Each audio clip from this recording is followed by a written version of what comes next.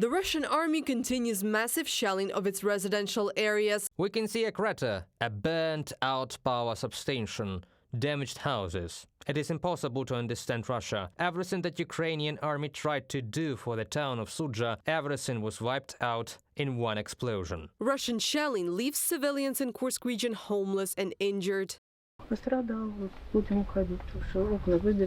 It's damaged. We'll be leaving because the windows are all smashed out. But it is not Ukrainians, is it? It's ours, probably. I think the Russians are shooting. We have no windows, no doors. Were you home when it happened? No. If I had been, I'd be gone. The enemy continues to destroy its own population and its own infrastructure. Today, the town of Sudzha was hit by 3 airstrikes with guided bombs. As a result, a repair plant was destroyed as well as some homes of civilians. While the Kremlin's army is killing its own people, the Ukrainian military is delivering food and medicine to the residents of Kursk region and trying to connect them to water supply and electricity, particularly using generators.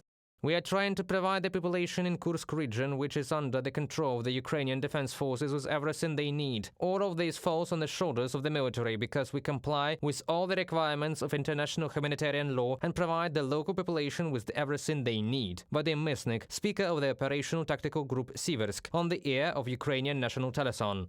Russia is shelling even those settlements where there are no Ukrainian servicemen. Military experts say that this is a common practice for the Russian army.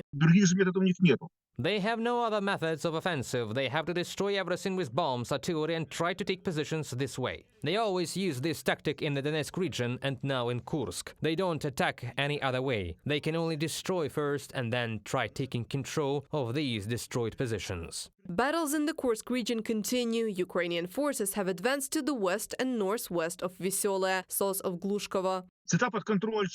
Now part of the territory of the Kursk region is under Ukrainian control. We managed to repel enemy's counteroffensive, which they attempted on September 10th. We also managed to open a new front to break the border in the Gushkovsky district and advance deep into the Russian Federation. Now the fighting is going on in the Gushkovsky district. The village of Gushkova turned into a combat zone. The goal of the Ukrainian military is to maintain a buffer zone on the territory of Kursk region in order to pull back the Russian army reserves. The former head of the Foreign Intelligence Service of Ukraine, Mykola Malamush, has said the Russian command has already deployed between 40 to 60,000 soldiers near Kursk, and the redeployment continues. Reported by Anastasia Tarnavska, Yulia Granovska, UATV News.